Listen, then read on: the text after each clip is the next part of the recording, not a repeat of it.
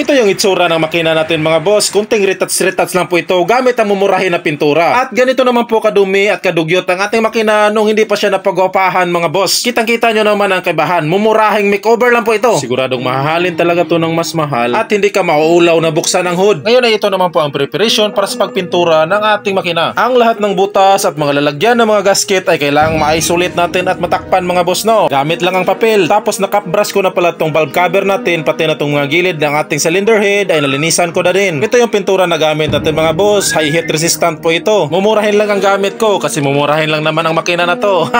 Kailangan na ma-shake mo muna ang ating pintura bago natin itira. Kahit sa ang sulok ng tindahan ay makita mong pintura na to mga boss. Nasa 300 plus lang ang presyo nito. Magandang gamitin to sa mga makina kasi 600 degrees Celsius ang temperatura na kayang i-handle na init nito. Sa pagtira mo naman ng pintura na to ay kailangan na sa isang ruler ang layo ng ating gap para mas maganda ang resulta at mas maganda ang kapit ng ating pintura. Huwag mo siyang daanin sa mabilisan mga boss. Kailangan tumira ka ng first coat at saka second coat. At kung may budget ka talaga ay huwag mong gagayahin ang diskarte na to. Mas mabuti na pumili ka ng pintura na mas high quality, mas sobrang high heat resistant at chemical resistant. Oh, ikapoy pa ka?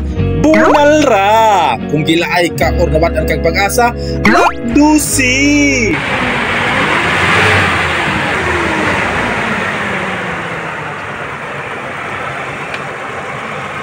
Oh, di ba? Maganda na mga boss. Kung mapalitan lang to ng high tension wire or spark plug wire ay nako, ang gandang-ganda na nito. At dahil sa nakaabot ka dito sa video na to ay magsha-shoutout ako sa mga solid subscriber at followers ko. I love you. Mag-iingat kayo sa trabaho nyo at pagbunal-bunal no dyan ha. Sa mga company employed dyan at sa mga arawan na pang trabaho natin at kung maliit lamang ang sweldo mo, ay nako, humingi ka ng uminto. O di ba? Gumanda na ang makina. Di na kailangan pang gumastos ng mas malaki para sa pagpagwapo nito. Thank you Shopee. Sana tumagal.